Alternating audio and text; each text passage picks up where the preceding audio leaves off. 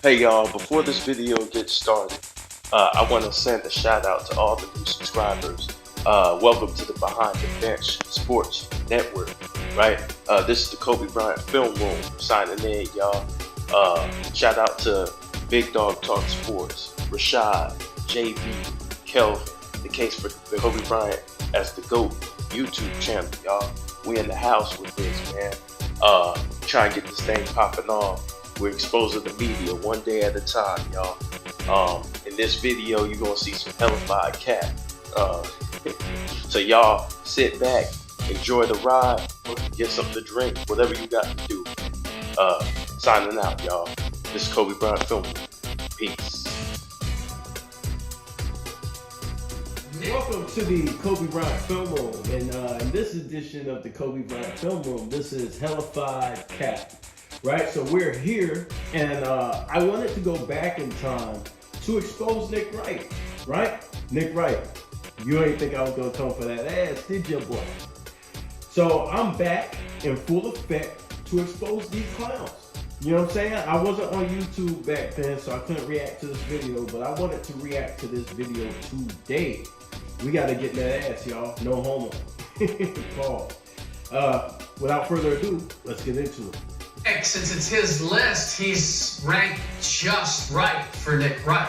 But for me, no, he's ranked too low. There's only 3 players that I would indisputably put ahead of him on any very subjective top 5, 15, 100, 3,000 list. And that's Michael Jordan, Kareem Abdul-Jabbar, and Bill Russell. So wherever you want to put anybody else, Kobe Bryant would be in my top 5. But I really don't understand why we're starting with me and Kobe Bryant since we're talking about Nick Wright's list. So you see, Rick Bucher thinks highly of Kobe Bryant, mainly because he was there covering the team, right? So this is the thing, right? If you guys check my last video that I did on the Sports Century Kobe Bryant, you'll see that Rick Bucher was in that documentary, documenting the career of a young Kobe Bean Bryant, right? So he has him very high on this list, right? Not too many people are above Bean. He's one of the honest journalists. You know what I'm saying? Even though we believe Bean is higher, that's fair. You know what I mean? Because you have other great players to take into consideration, right? Everybody's list is not going to be the same. Everybody's list is not supposed to be the same. But somehow, for whatever reason, Nick Wright thinks his list is the end-all, be-all, and to promote Kobe Bryant is laughable. Well, because of what you just said, I'm here to participate. Yeah, go ahead. I mean, well, Nick's list is bullshit, and I'm gonna explain to you why. And I'm also gonna explain to you why he's not a good person as well. The reason we're starting with you is because if we started with me, it'd be like, yes, I agree with the list that I put together. Okay.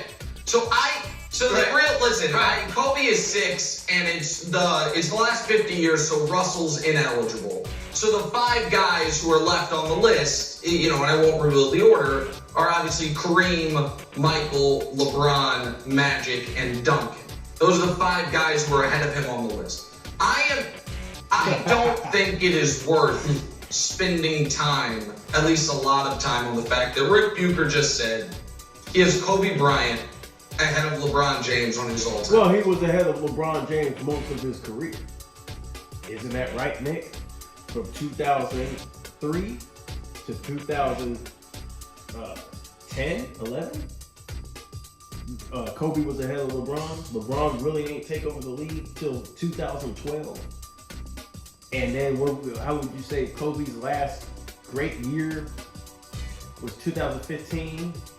2013, 2012, 2013 season, right?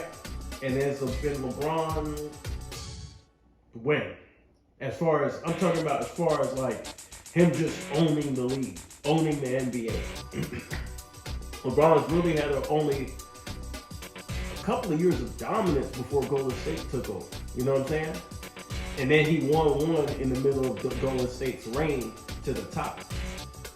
But then it's been years since he won another one, all the way up to 2020, from 2016 to 2020.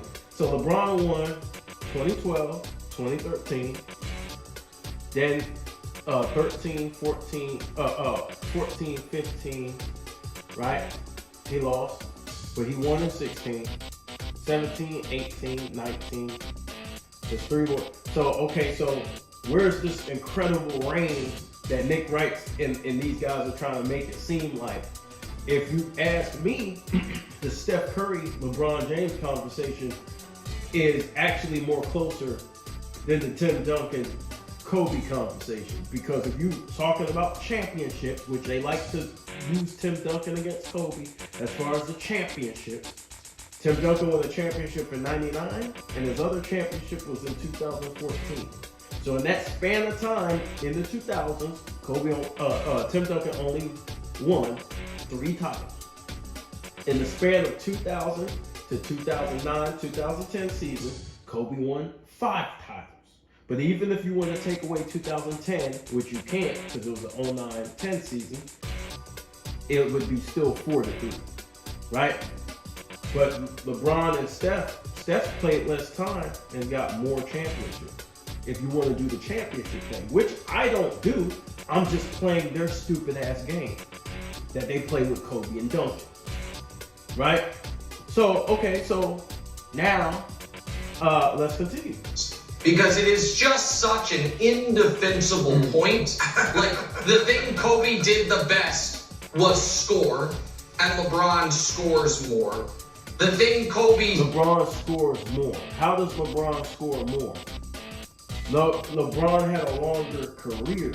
He's more consistent at scoring the ball because he had a longer career. Kobe got injured, right? LeBron doesn't score more than Kobe Bryant because if you look at the scoring records, Kobe is a better scorer than LeBron. LeBron's only got 1 60-point game his whole career. LeBron's basically a steady scorer. He's going to give you between 25, 30 points, right? He's steady. Kobe can literally give you, he has nights where he's dropping 50s, he's dropping 40s, he's dropping a whole bunch of 60-point games. I think they did Steph Curry and LeBron's total 50-point games or 40-point games, and Kobe scored more 40 or 50-point games than both of them combined, right? So Kobe was an elite scorer, one of the greatest scorers of all time. LeBron is also in consideration, but he's not. He's a level below that. What they want to give him is every longevity prize that there is known to man. And we're not going to give him that because longevity, even though it attributes to your greatness, it doesn't show who you are as a player consistently. Theoretically is better than LeBron at his shooting, except LeBron has a better efficiency. Oh, Nick, that's on layups, except he also shoots a better 3-point percentage. The thing Kobe did... That's a stupid shit. And he's using the generational gap, right? And a lot of dick riders do this, right? Because LeBron shoots more threes per game in this generation, they try to go back to the 2000s where Kobe barely shot threes in the 90s and the 2000s, and they use that in the total percentages. It's a bullshit and disingenuous argument, but we're gonna show you how disingenuous Nick is. The best was clutch shots, except LeBron has 5 playoff buzzer beaters, and Kobe has 1, and that disregards the fact that everything else to do with basketball, LeBron was better at it. Okay, well, I mean, again, so Wiles, you can shake your head at it because, again, you've been great. Hey, Wiles is funny as shit. Let me go to Wiles is funny. Everything else to do with basketball, LeBron was better at it. And see, you see his face? That's the face everybody has. You know what I'm saying? Because it's a stupid argument. Okay, well, I mean, again, so Wiles, you can shake your head at it because, again, you've been brainwashed by it. Kobe has 1, we've seen it on a loop for 20 years. Kobe's 1 career playoff buzzer beater where he then pantomimed the Michael celebration. LeBron's got 5 of them. But I don't even want to debate. LeBron played fucking 20. Look, listen, bro. LeBron came in since he was 18 years old, starting with the ball in his hand. He's supposed to have he's supposed to be up there in buzzer beaters. You know what I'm saying? Like, Like, bro, he played a long ass fucking time. Kobe versus LeBron, because I don't think it's interesting. And some of the games were unnecessary to have buzzer beaters in because the games weren't close. First Duncan thing I think is interesting because I think there's a real argument there, and I have Duncan ahead of him. Of course you do. Of course you do. I'm surprised. I had a bunch of clowns. I was reading the conversation. I might do a part 2 to the Duncan Wildest Comments video because this one dude was like, "Yeah, I'll take." The conversation was like Duncan versus Olajuwon. He's like, "Yeah, I'll take Duncan over Olajuwon any day. Duncan's the better player." I'm looking at them niggas like, bro, nobody, and I mean nobody, thought Tim Duncan was ever a better player than Hakeem Olajuwon. Ever. Not even his own fucking teammates. You know what I'm saying? It's disgusting what these guys are doing to basketball.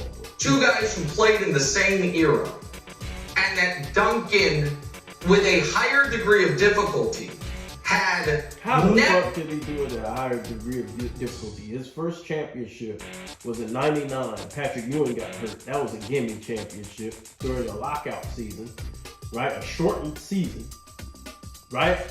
Then he went on and he won in 2003. He did. He won in 2005. But Ginobili, Parker, all those guys, he was playing beside David Robinson. By the way, guys, the Spurs team was not bad. David Robinson had gotten hurt, and the Spurs decided to tank to get Tim Duncan, right? Purposely tank, right? And so they got Tim Duncan, and they paired him with David Robinson, who was really good at the time. He's still good, even though he was older, right? You had Avery Johnson, who was a hell of a point guard that year they won. Sean Elliott, one of the better three-point shooters in the league, right? Shooting, I think, 40-something%. Shooting threes and like killing it from three, killing it from downtown, right? And in the postseason, right? Then you had 2007, where Tony Parker literally led the Spurs because Tim Duncan had a bad series. Then he didn't win all the way up to 2014, when it was Manu, Ginobili, Kawhi, a young Kawhi Leonard, and Tony Parker. Like, let's cut this shit about this fucking difficult road. He never had the responsibility of scoring the amount of points that Bean had to score. You know what I'm saying? All in the whole meanwhile, having to be all defensive first team, guarding the other team's best players consistently night after night. He had that responsibility on defense, but he didn't have the responsibility Bean had on offense, right? And he never played without a Hall of Famer, right? So cut this shit out. Bean had to win with a whole different new team. A whole new team after Shaq left. That's more difficult. Winning back-to-back is more difficult than winning once and then losing for a couple of years, winning again, and then losing for a couple of years, and then winning again. Winning back-to-back is harder than all those runs Tim Duncan had.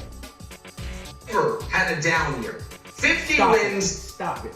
Every single year of his career. The playoffs every single year of his career. The only year he didn't win. Playing with Hall of Famers every single year of his career. You see what I'm saying?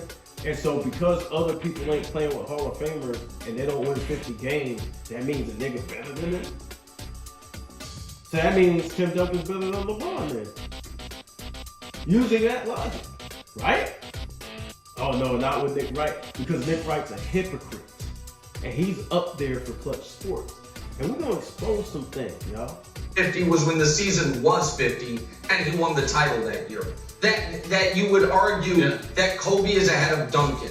Like the LeBron thing, it's just, listen, we all have our blind spots, that's fine.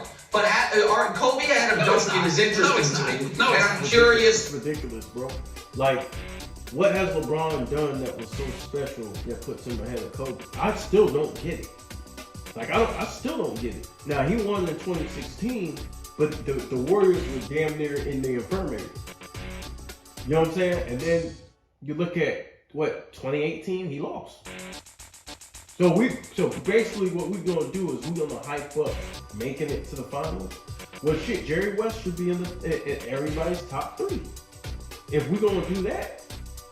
And Jerry West was a hell of a player. This is not to disparage Jerry West, but I'm just showing you the logic.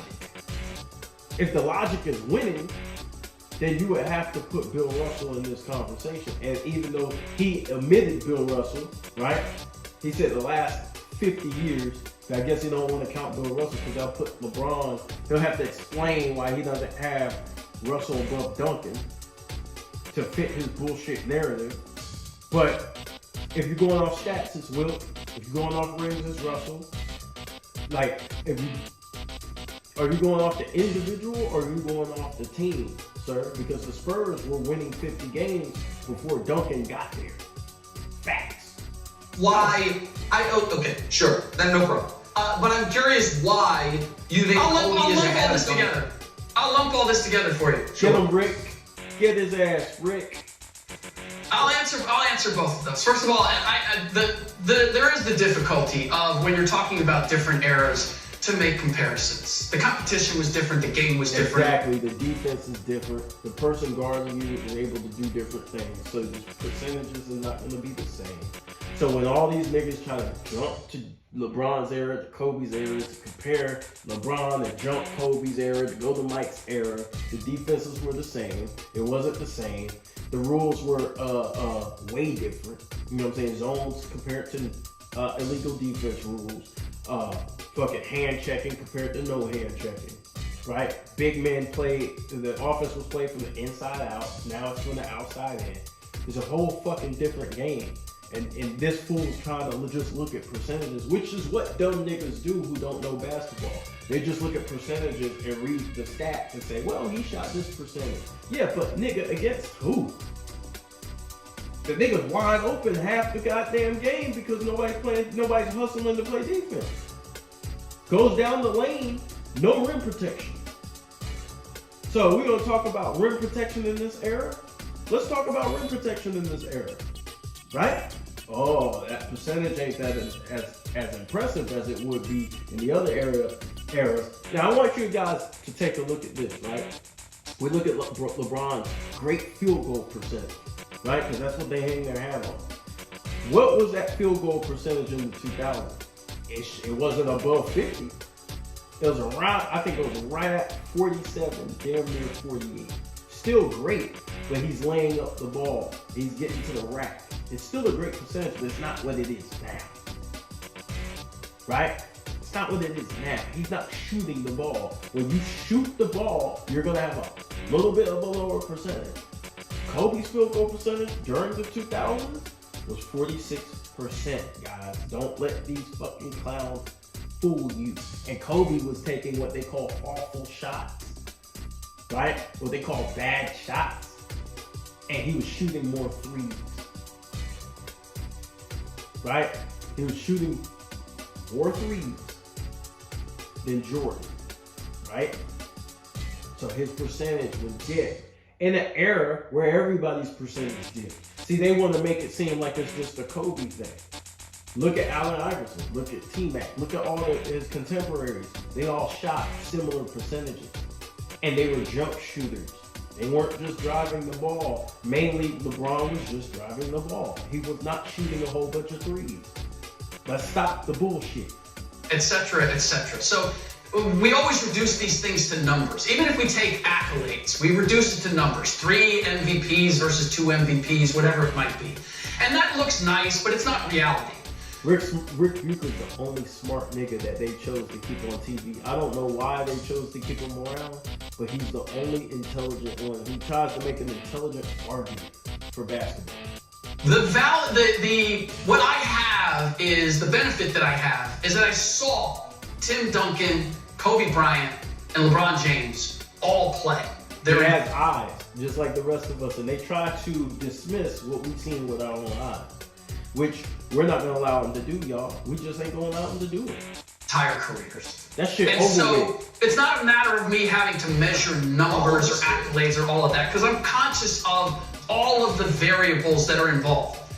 But you don't want to get into LeBron. We'll put that aside because we're never going to solve that between the two of us. When it comes to Duncan and Kobe, it's simply this. It's that, yes, that Duncan never had a down year, okay, but he was also with a franchise that didn't have down years because of the way they're run. Because of They him. were ran way better than the Lakers. And it's not because of him. R.C. Buford and those guys had a culture, which Greg Popovich and R.C.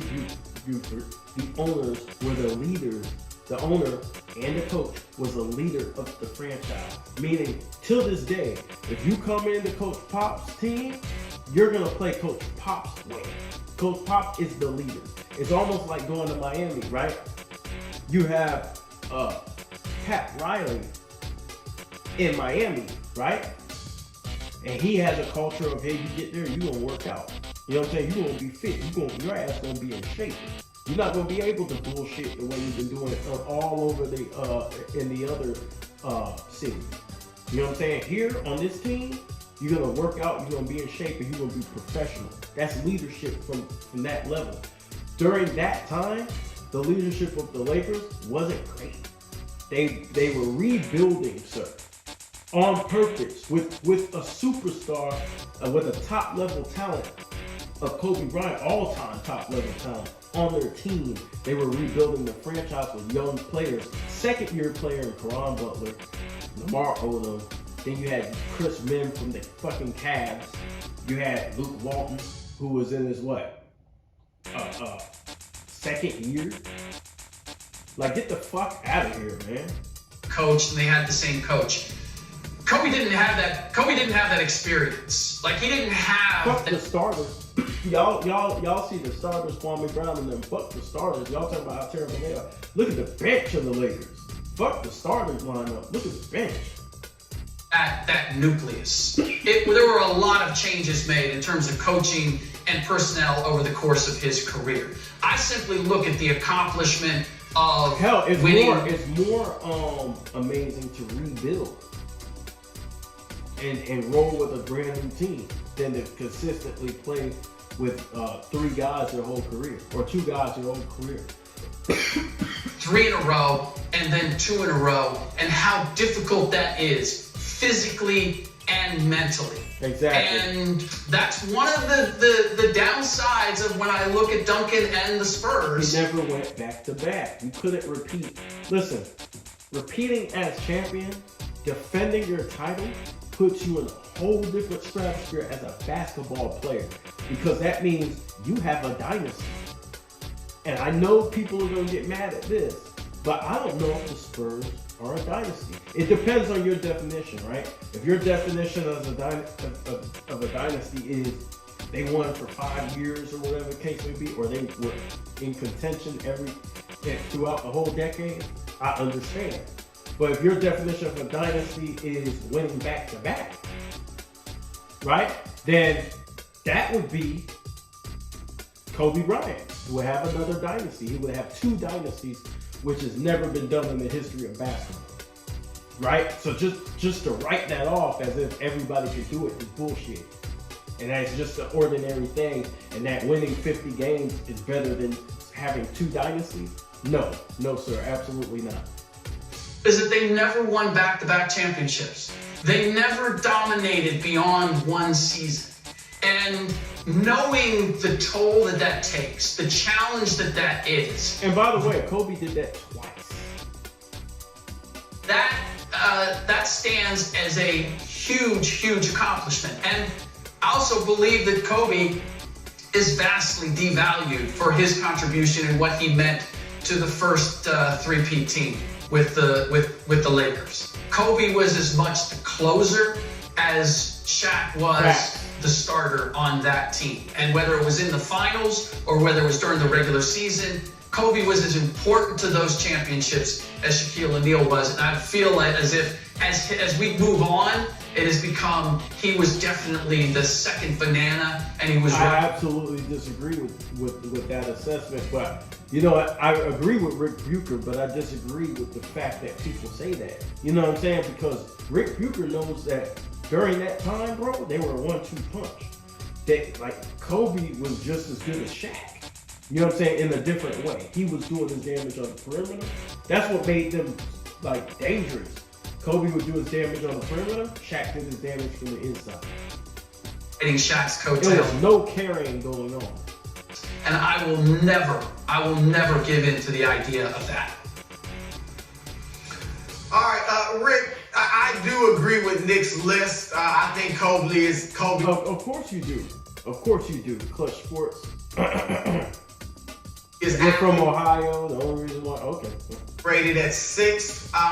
In addition to LeBron ahead of him, Duncan ahead of him, I got Magic ahead of him. I'm surprised you had Kobe ahead of Magic. I think Magic is clearly the greatest Laker. Magic made 9 finals. These guys don't want Kobe to have What? anything. You know what I'm saying? Is he even going to explain why Kobe shouldn't be higher?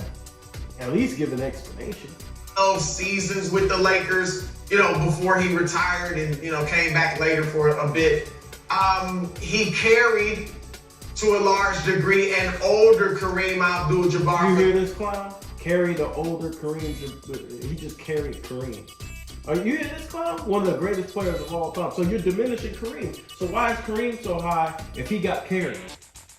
The second part of the Showtime dynasty, he made his teammates better. And look, guys, it's bullshit because, not because Magic didn't make his teammates better, because Magic absolutely made his teammates better. But it's bullshit because he's trying to make it seem like Kobe never made his teammates better. Everyone who played with Kobe got better or left better than what they came in playing with Kobe. Right? Everybody, Lamar Odom had his best season playing with Kobe. Pau Gasol had his best years playing with Kobe. Right? You had, who else? Who else? Derek Fisher, best years playing with Kobe. You know what I'm saying? Shaq's best years playing with Kobe. You know what I'm saying? So where's all this Lamar Odom's best years playing with Kobe? I don't know if I said Lamar already. Andrew Bynum's best years playing with Kobe. So I don't understand where this nobody gets better playing with Kobe shit is about. Because Trevor Ariza was better playing with Kobe. So I don't get it. They're just making shit up. Could shine. Kareem could be his maximum self. James Worthy could be his maximum self. Byron Scott. Yeah. And Magic, as great as Magic was, and I'm a Magic Johnson fan. He's my favorite point guard of all time. As great as Magic was, he never won without Kareem. Kobe won without Shaq. Twice, back to back. He played with Magic, and we've seen rarely have we seen superstars, And particularly. Kobe won beat more 51 teams than Magic did in his whole career. In 2 years. In this era, be able to do that. So I would have Magic ahead of him. Duncan, look, you made some great points because that is the knock. Duncan, they never repeated, but Duncan didn't have the supreme talent, particularly with Shaq, that Kobe Bro, had. as a collective, he did. Like, we gotta knock this shit off, bro. He had an all-defensive team member in Bruce Bowen. He played with Sean Elliott. He played with Tony Parker. He played with Manu Ginobili. He played with David Robinson. We played with a young Kawhi Leonard. Like, bro, we gotta stop acting like this nigga ain't had nobody on his fucking team. He had a good team. Like, this is bullshit. The Spurs won 50 games without his ass after he retired. Robinson was kind of on the tail end for their first couple championships. He was still one of the greatest defensive players in the history of the league. See, what they do is, with David Robinson, they don't tell these young kids who David Robinson was. David Robinson was one of the best rim protectors in NBA history. Throwing shit out the gym. They were called the Twin Towers for a reason. You couldn't fucking score on them. Matter of fact, when people say, oh, Duncan can't, manhandle Shaq or whatever, Duncan's matchup wasn't Shaq. Duncan's matchup was a smaller Robert Horry. Guess who was guarding Shaq? D-Rob. David Robinson was guarding Shaq. But we need to stop with this fucking bullshit, bro. Manu and Tony Parker are great, but they're not the supreme top 75 talent that players. Kobe had when he won back-to-back championships. Hold on. Yep, Hold see, on. Crickets up this bitch. He only had Powell. That's it. Lamar Odom was okay, right? He was a good player off the bench. But he wasn't this all-star, superstar people trying to make him out to be. Andrew Bynum, I know what you clowns gonna say. What's about Andrew Bynum? Andrew Bynum was hurt and barely played. He struggled. He was limping throughout the series. Well, first of all, he won 3. The first 3 was Shaq. He made Lamar Odom a better player. And to say See, Shaq. and what Chris Broussard is gonna do is overtalk Rick. Rick's telling the truth. Wasn't the number one guy is revisionist history. Now, I'm not going to diminish Kobe. I'm with you on that. Rick was there. Look at Rick's face. Rick's looking at this nigga like, yeah, you're taking the check. Like, bro, we watched this shit. We were there. Rick was there. Rick was there more than I was there. Rick was actually there. And this nigga, look at this nigga. Diminish Kobe and say he was riding Shaq's Look at Rick's like, yo, you fucker.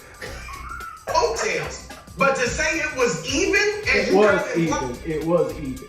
Now, 2000, the reason why you say it wasn't even is because you're looking at Kobe as if he should have took over when it was unnecessary to take over. Kobe took over in the Blazers series. It was Shaq's turn to take over against the Pacers, right? Shaq had the mismatch. That's an overstatement. It was Shaq as the hub. And the other thing about, here's the thing about they won't let the nigga talk. You see this? Clutch Sports, ladies and gentlemen.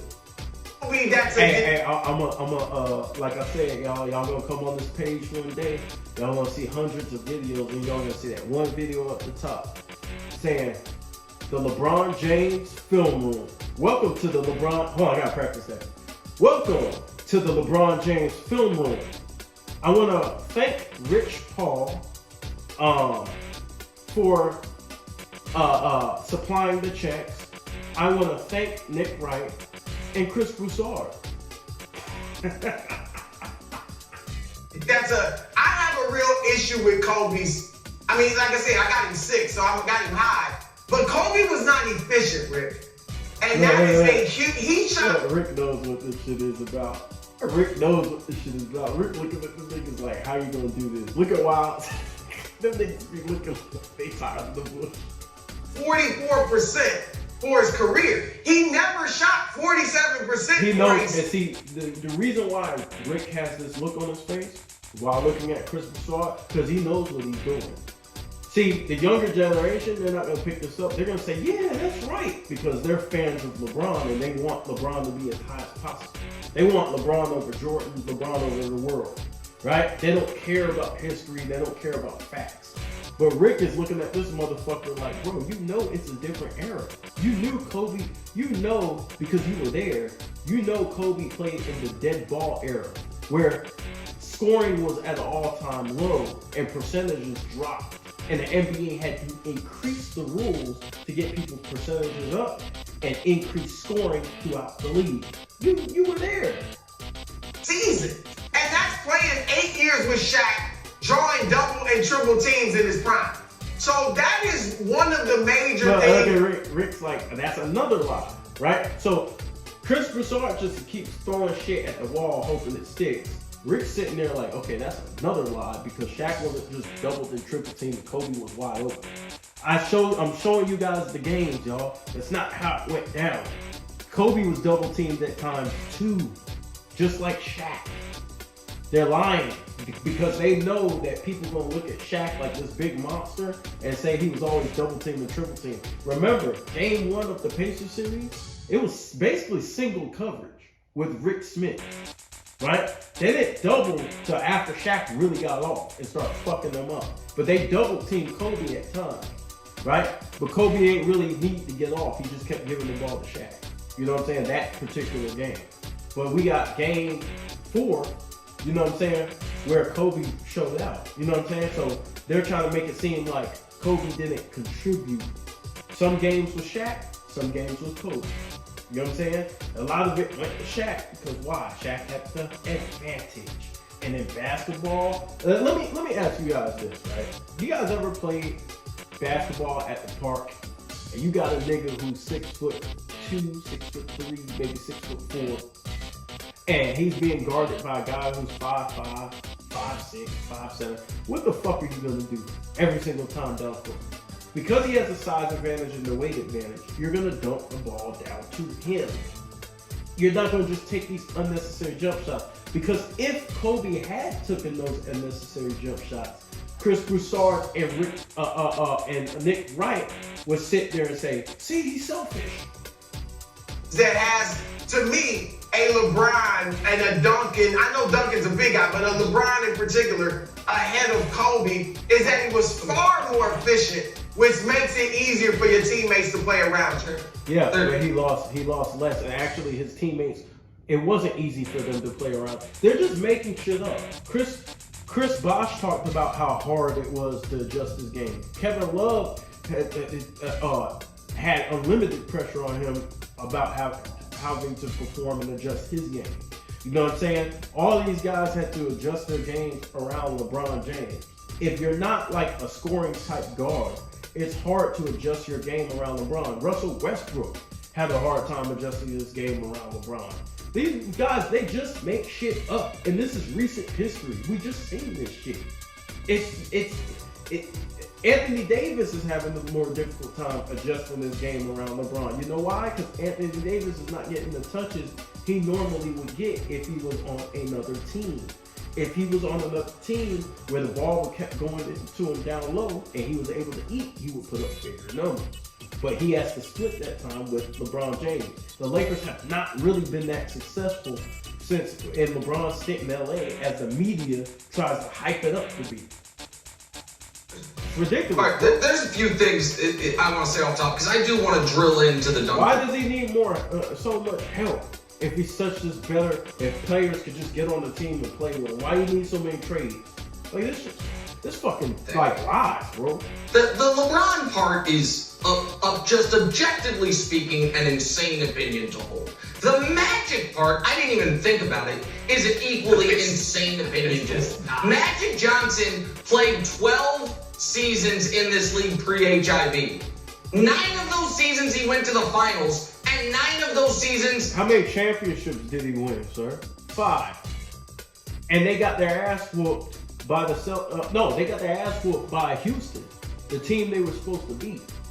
Either won MVP of the league or finished 2nd or 3rd. Now, we want to say Magic didn't play long. They want to count these opinionated awards. MVP is opinionated. Again, you could argue some of them finals MVPs Kareem should have won. Enough, so be it. Now, I have Kobe ranked ahead of Shaquille O'Neal because of the longevity of it, that second, the back-to-back. A real conversation would be Shaq and LeBron, to be honest with you. All that's fair. And what he accomplished in his career. In those 3 championship runs, those 3 NBA finals. And see, they double teamed Rick too. Y'all catch on to that? They double teamed his ass. Instead of having a 1-on-1, they had a 2-on-1. But it's all good. Need a closer because the games were not close and the series were not close. That's a lie. You see what I'm saying? So y'all go back and watch how Kobe closed off a lot of those games. We're gonna cover this. Nick Wright's a motherfucking liar. Those games were close, especially in the Western Conference Finals. And that game was close when Kobe closed it out in Game 4. I just covered this shit. The game was close. The game was even close in Game 1. The Reggie Miller played like shit. The game was still in reach till the last couple of moments. Like, this dude is a motherfucking liar, bro. He's not a good person, bro. Because a good person is not gonna lie about something you can see with your own fucking eyes on camera, bro. You know what I'm saying? It's bullshit. It's bullshit. The games weren't close. Shaquille O'Neal.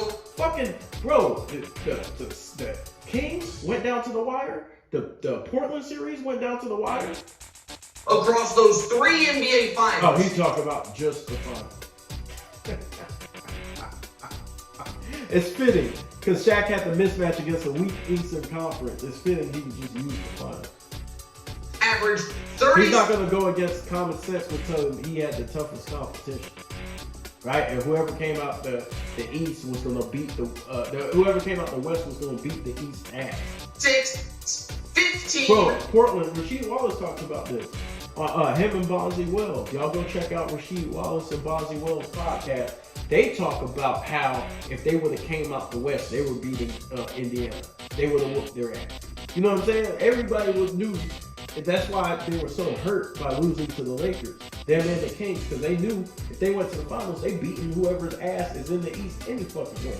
The championship was won in the Western Conference Finals. Now, Nick is trying to use his imagination in order to discredit Kobe. And it's not going to work because Rick is too good. 4 and 3 on 60%. And after the first finals that went 6, they never had a team. You see that? And this is a new thing. Rick is an old school journalist, right? He doesn't just go off numbers. We never went off numbers back then, not just pure numbers. Because Shaq would have been better than Jordan if we went off just pure statistics, right? We know that there's intangibles that come with the game that Shaq does not have. Right? That he can't have just based on who he is. Rick, As a basketball player, as a basketball player. Here's the thing. And Shaq doesn't deny, matter of fact, Shaq does not deny this. He admits all of his flaws. Bro, you heard in the documentary I just went over right before this video, you heard that Shaq said that Kobe Bryant was the best player in the NBA in 2001. But these fools are telling you they weren't even. In sports, you keep a score. The numbers are going to tell part of the story. As long as it's not figure skating, and it's just like, we're going to watch them play, and then, you know... You're figure skating like a motherfucker. Judging. As long as it's like how many points you score, then how many points someone scores does tell part of the story.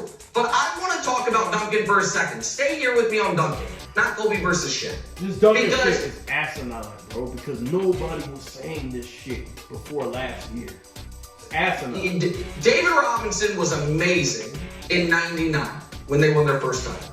In 03, David Robinson averaged 8 points per game. You see what he's doing? He's ignoring the defensive side of the ball, and he's ignoring all the other teammates. He's just focusing on that one nigga so he can discredit what Kobe accomplished. 05 and 07, just like you said with Kobe, not another top 75 player for his 2 rings in 9 and 10. Duncan did not have a top 75 player in 05 and 07. You see how he skipped over Tony Parker, and Tony Parker since he cares so much about the fucking MVPs, he would have told y'all that Tony Parker was 2007 Finals MVP and Duncan played like shit.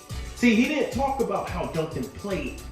He talked about how Duncan won, but he didn't talk about how Duncan played. But when it comes to Kobe, he likes to ignore that Kobe didn't win with Kobe won with Pau Gasol against the stacked Celtics team, right?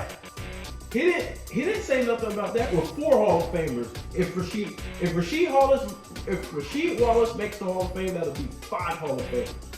Championship they run in 2014, Tim Duncan was a year removed from being first team All-NBA. And this idea of, well, he had Greg Popovich. He was older, bro. And see, this is bullshit. He was playing, oh my God. Kobe had Phil Jackson. Well, Duncan had Manu and Tim for a good part of it. Kobe had Shaquille O'Neal. Like, the idea, and why did Kobe have to go through a brief portion of his career? So now, instead of saying, Magic had Kareem Abdul-Jabbar, they don't do that. They only do that shit with Bean, right? Bean's not allowed to play with nobody, right? He's supposed to play his whole career with Kwame Brown and Smush Parker. Meanwhile, everybody else wins championships. Absolutely Phil not. Jackson. Well, ask Phil Jackson, who wrote in his book that Kobe was one of the reasons he left. Couldn't deal. And he came back and he won 2 more championships. Shut your ass up. With it anymore. Now again, I have him 6 in the last 50 years. I have massive respect for what he accomplished. No, you don't. Because you're shitting on what he accomplished. And this is why Rick Bucher has that 6 smirk on his face. The consistency of Duncan, not to mention, and I should have said this earlier, 15 all. Look, this is how these clowns win the argument. They win the argument by not letting Rick talk. They double teamed him, got more airtime than him, and they give him probably, 10 seconds to respond? all defensive teams, and I would argue the second best defensive player of the last 50 years behind only Dream. Like, he accomplished everything Kobe did, just a little bit more and under a little bit tougher circumstances. That's a motherfucking lie. Yeah, well, look, Phil may have He's full of shit. left or decided to leave because His response was priceless. Second best defensive player of the last 50 years behind only Look at Dream. his response. Like, Look at his response. How you respond to all these lies, bro? The only thing he told the truth about is that him being behind Dream as the second best defender. That's the only thing he told the truth about. he accomplished everything Kobe did, just a little bit more and under a little bit tougher circumstances. yeah, well, look, Phil may have left or decided to leave because of Kobe. I wouldn't buy everything that Phil said in that book, but he also came back because of Kobe. Because he saw the opportunity to win with Kobe Bryant. You didn't mention that. What do you mean, sure? Shut your bitch ass up. You didn't mention that shit. You tried to hide that shit from the public and leave it as it was, like Phil left Kobe and said he was uncoachable, he's bad, he's this, he's that. But why he come back? That's like a woman leaving your house complaining she's sick of you, she's done with your shit, and then she come back to live with you. Get the fuck out of here, bro. Where their personal relationship is and the difference in that between Popovich and Tim Duncan's relationship, now we're getting off the board into Off basketball. It's not about basketball, it's about who you like. Who people like more. very, very intangible elements. Hey, see, this is the real world drama type shit that he's trying to get into. He's trying to get into the soap opera shit. Oh, well, he got along. They held hands in practice. Like, bro, who gives a fuck? We're result driven. You know what I'm saying? I'm gonna tell you, You don't want the numbers or the intangibles? The intangibles are greater than numbers. Damn, Nick, right? You special, bro. I ain't even gonna call you what I wanted to call you. You special, bro. Intangibles are greater than numbers, bro. Your motor is greater than the numbers you pick up. This is why you guys get on AD, ain't it? Because of his intangibles? Right, because he has all the talent in the league, right? But his intangibles, everybody's let down a little bit, right? What about Ben Simmons' intangibles? Could he do everything on the floor? Yes, except for shoot. He's not aggressive. He don't have the mindset. Mentality is intangibles, right? Intangibles is one of the most important things about basketball. Do you have the mindset to close games? Do you have the guts and the aggressiveness to shoot last second shots, right? To take over in the fourth quarter, right? What about heart, playing through injury? These are intangibles, bro. Fuck you guys. Trying to take intangibles out of basketball. Hell no. And just go off a stat sheet. Y'all kids, if y'all watching this, man, and I'm talking about like guys in their teenage years who want to play basketball, bro, intangibles is better than stats, better than numbers, bro. Because I guarantee you that Bruce Bowen did not have no great stats. And I guarantee you that Derek Fisher stats suck. Right? But guess what? Guess what they brought to the table? Winning. Heart. Desire. Robert Ory. Passion. Winning. Desire. Clutch. Right? Intangibles. Things that don't show up on the stat sheet. When you see Robert Ory, you're not going to see a whole bunch of blocks, a whole bunch of steals. You're going to see lockdown post defense though. You're going to see great positioning. Right? That's what you're going to see when you see these guys. Don't let them take intangibles out the game. Fuck these guys. Fuck these clowns.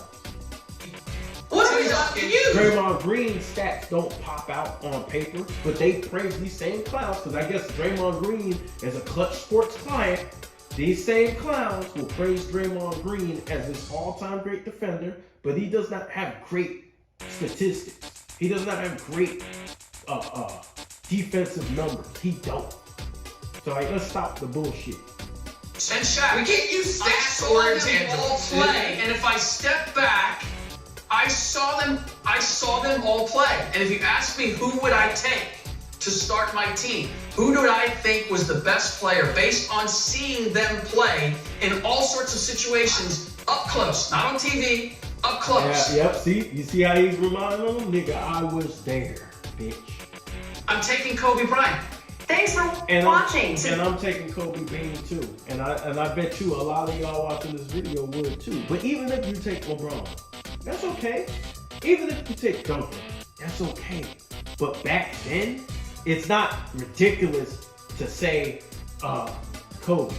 They're trying to make it seem like, oh, that's utterly ridiculous. Like, man, you fucking pricks, bro. But anyways, Nick Wright is a capping ass nigga. He had Michael Jordan, fuck his list, because he's dishonest. He had Michael Jordan #1, and I have the tweet to prove it, and I'm gonna upload that tweet as a thumbnail of this video. So here we go. I am the NBA Jigsaw. This is Hellafide Cap, and this is the Kobe Bryant Film Room Jigsaw Cut 'em Up edition. And I'll holler.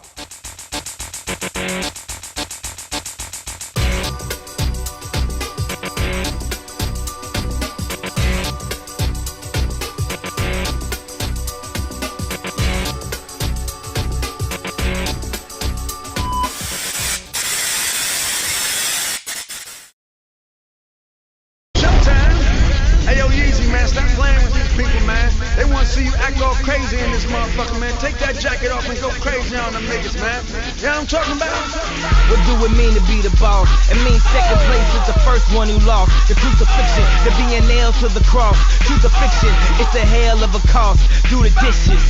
I'm about to hit that Jeff Gordon. Michael Jordan, the only one more important. But I be feeling like Jordan when I'm recording. Cause every time I record, I just slap the board. I don't know what these rappers gonna do afterwards. Probably fast like I might do at the awards. I got the whole crowd going crazy. Homie, I should be rewarded. Getting money easy, how you do it, huh? Eating Wheaties, drinking Fiji, being greedy, huh? Don't even think you can allude to the rumors. I'm immune to the booze, I'ma prove to you losers. It's all in timing, nigga. See, I dream my whole life that I could rhyme with Jigga. Now Jay, my big brother, and B, my little sister. And excuse me, but you can't see my little sister. #1 sound across the board, hey, hey. #1 now and forevermore, hey, hey. #1 rule is niggas gon' hate. Maybe I dropped the album, nah, I gotta wait.